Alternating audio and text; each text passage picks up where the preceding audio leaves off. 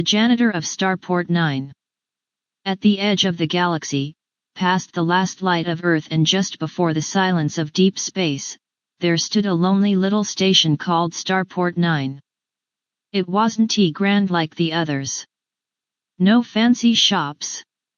No diplomats. Just an old steel hub where broken ships landed and tired travelers passed through.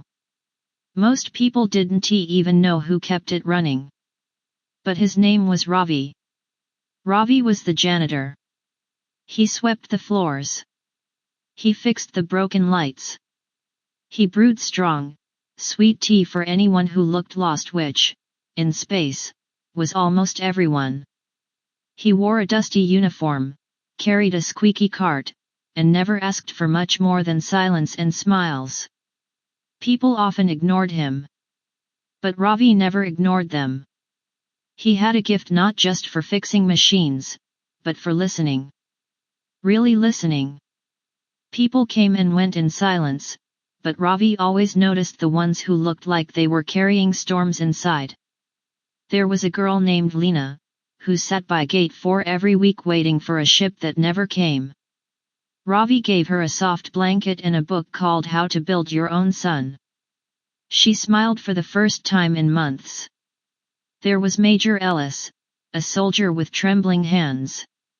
Ravi taught him how to plant a flower in zero gravity. It helps, he said, to grow something. Even in space. There was old Mari, who forgot things' names, dates, her destination. Ravi walked her around the station every morning and let her tell the same stories again and again like they were brand new. He never interrupted. Never hurried. One day, a high-ranking officer visited the station. A fancy man in polished boots, carrying a tablet full of numbers and plans. He looked around in disgust. "This place is falling apart," he said. "We should shut it down." Ravi didn't argue.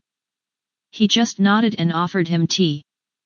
But before the officer could sip, a small girl stepped forward. Then another. Then dozens. People Ravi had helped over the years quietly, gently, without asking for thanks. "He helped me find home," one said. "He saved my father's life," said another. "He remembered me when I didn't," whispered old Mari, holding Ravi's hand. The officer blinked. "Who is this man?" Ravi smiled and replied, "Just someone who makes sure the light stays on." The officer left the station open. Ravi stayed for many years.